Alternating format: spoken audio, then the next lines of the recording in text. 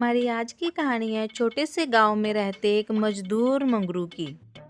मंगरू जल्दी जल्दी तैयार होकर घर से निकल रहा था, तभी पीछे से चिल्लाते हुए उसकी पत्नी ने कहा, हे भगवान, किस गरीब से मेरी शादी हो गई है। जब से शादी करके इस घर में आई, मुझे तो एक बार भी पनीर की सब्जी खाने को नहीं मिली।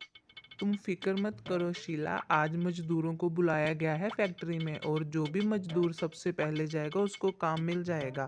और जब मुझे काम मिल गया तो तुम पनीर की सब्जी बना लेना। मंगरू इतना कह के अपने घर से निकल जाता है। रास्ते में उसने देखा कि एक छोटा सा बच्चा एक कोने में बैठा हुआ रो रहा है और वहाँ के लोगों को आते जाते हुए देख रहा है। पता नहीं कौन है ये बच्चा। मुझे तो इस गांव का लग भी नहीं रहा है, और उससे कोई कुछ पूछ भी ना रहा है। चलो मैं ही पूछ के देख लेता हूँ, क्या पता चल जाए कौन है। मंगरू फिर उस बच्चे के पास जाकर उससे पूछता है, बेटा कौन हो तुम, और जहाँ क्या कर रहे हो? आप कौन? मैं मंगरू। अच्छा, मेरा नाम गणेश है। अरे, ये तो पप्पा का नाम है। पर तुम हो कौन? इस गांव के तो नहीं लग रहे। मैं भूत हूँ। इतने प्यारे बच्चे भूत नहीं होते बबुआ।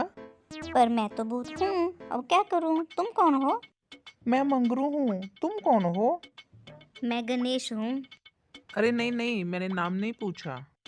मंगरू को वो बच्चा बहुत ही प्यारा लग रहा था और अपने माँ बाप के बिछड़ने के बाद भी वो बच्चा बिल्कुल भी नहीं रो रहा था। वो सोच समझ के मंगरू ने उससे पूछा, तुम्हारे माता पिता कहाँ हैं?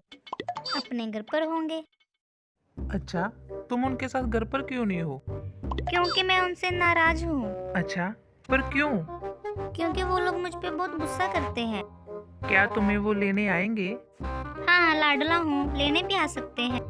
ये बच्चा तो बहुत शैतान लगता है। शायद इसके माता पिता को पता होगा ये कहाँ पे है। मुझे चलना चाहिए, मुझे देर हो जाएगी। चलो मैं चलता हूँ, तुम अपने माता पिता का इंतजार करो, तुम्हें कोई ना कोई लेने आ जाएगा। ऐसा बोल के मंगरू वहाँ से निकल जाता है। पर कुछ कदम चलकर वो एक जगह पे रुक जाता है और पीछे मुड़ के देखता है तो वो हैरान रह जाता है क्योंकि गणेश उसके पीछे आ रहा था। अरे, तुम मेरे पीछे क्यों आ रही हो? तुम वहीं पे जाके बैठो, तुम्हारे माँ बाप तुम्हें लेने आ जाएंगे। नहीं, मैं तुम्हारे साथ ही जाऊंगा। अरे बेटा, मुझे फैक्ट्री जल्दी जाना है, तुम्हारा वहाँ पे कोई काम नहीं है, तुम अपनी जगह पे जाके बैठो। नहीं, मैं तुम्हारे साथ ही जाऊंगा। गणेश दौड़कर उसके पीछे जाने लगता है। तभी एक पत्थर से टक्कर खाकर वो नीचे गिर जाता है। मंगरू जल्दी से उसके पास आकर उसको उठाता है और कहता है, अरे अरे, गिर गए ना? बबुआ, क्यों तुम मेरी बात नहीं सुनते? तुम बैठ जाओ ना वहाँ पे जाके, क्यों मेरा पीछा कर रहे हो? मुझे तुम्हारे साथ आना है। पर मैं तो काम पे जा रहा हूँ, खेलने नहीं जा रहा बबुआ। मुझे नहीं पता, मुझे तुम्हारे साथ ही जाना है। तुम जहाँ पे भी जा रहे हो मुझे साथ ही लेके जाओ। गणेश जोर जोर से रोने लगता है और उसको चुप कराने के लिए मंगरू उसको अपने साथ ले जाता है।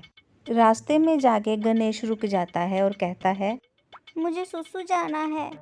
मंगरू उसको एक पेड़ के पीछे खड़ा कर कर बोलता है, ये लो, कर लो तुम्हारा सुसु। छी, मैं जहाँ पे सुसु नहीं करूँगा, मुझे वॉशरूम जाना है। बबुआ भी यहीं पे कर लो, मैं जो तुम्हारा वॉशरूम कहाँ से ढूंढूंगा। चलो जल्दी कर लो, हमें देर हो रही है। नहीं, मैं नहीं जाऊँगा। अरे बबुआ, मान भी जाओ, काहे इतनी नौटंकी कर रहे हो? चलो ठीक है, मैं तुम्हें रास्ते में चॉकलेट लेके दूंगा। सच्ची? ठीक है, फिर मैं चला जाता हूँ। थोड़ी देर बाद मंगरू उसको फैक्ट्री की तरफ ले जाता है। पर वो वहाँ पे जाके देखता है कि 50 लोगों को फैक्ट्री में रख लिया है और कुछ लोग नारेबाजी कर रहे थे। उनमें से एक बोलता है, हमको भी इंसाफ चाहिए, हमें हमारा काम वापस दो। जहाँ सुनने वाला कौन है? कोई भी नहीं। और ऐसे माहौल में झगड़े भी जल्दी होते हैं, इसलिए मुझे गणेश को जल्दी यहाँ से लेके जाना चाहिए। वो गणेश को अपने साथ लेके वहाँ से निकल गया। मुझे समझ नहीं आ रहा मैं अब इस बच्चे का क्या करूं। इस बच्चे के साथ तो मुसीबत बढ़ती ही जा रही है। रास्ते में दोनों को बहुत मुसीबतें आती हैं। मंगरू गणेश को चॉकलेट्स भी लेके देता है और कुछ गुंडों से उसकी जान भी बचाता है। मंगरू गणेश के साथ जा ही रहा होता है और रास्ते में उसको उसका दोस्त मिलता है और पूछता है, अरे मंगरू, ये बच्चा किसका है? अरे यार गुड्डू, मैं नहीं जानता ये बच्चा कौन है, ये तो मुझे रास्ते में मिल गया। मैं अभी अभी सुन के आ रहा हूँ, सुबह से फैक्ट्री के मालिक का बच्चा गुम हो गया है। कहीं ये वो बच्चा तो नहीं है? पता नहीं, चल पूछ के देखते हैं। दोनों गणेश को लेके फैक्ट्री की तरफ चल पड़ते हैं और जहाँ के माहौल में अभी भी गर्मा गर्मी थी, इसलिए वो पीछे के दरवाजे से गणेश को फैक्ट्री में लेके जाते हैं, जहाँ फैक्ट्री के मालिक परेशान होकर कुछ बोले जा रहे थे। मुझे बस मेरा बच्चा चाहिए, फिर मैं बाकी के काम करूंगा। अगर आज मेरा बच्चा नहीं मिला तो मैं किसी को काम नहीं करने दूंगा। गणेश अपने पिता की आवाज़ पहचान कर उनके पास आ जाता है और उनको आके सारी कहानी बताता है। जैसे मंगरू ने उसकी मदद की, वो सारी चीज़ें वो अपने पिता को बता देता है। गणेश को सही सलामत घर पहुंचाने के लिए गणेश के पिताजी मंगरू को फैक्ट्री में फिर से काम दे देते हैं और एक अच्छी पगार देने का भी वादा करते हैं। ये सारी बातें सुनकर मंगरू बहुत खुश हो जाता है। घर आते समय मंगरू अपनी पत्नी के लिए पनीर लेके आता है। अरे ओ भगवान, देखो आज मैं तुम्हारे लिए क्या लेके आया हूँ। आज तुम अच्छी खासी पनीर की सब्जी बनाना। ये सारी चीजें देखकर मंगरू की पत्नी उससे इस चमत्कार के बारे में पूछती है, तो मंगरू के साथ दिन में जो कुछ भी हुआ था वो अपनी पत्नी को बता देता है। ये सारी बातें सुनकर शीला बोलती है, कर भला सो हो भला।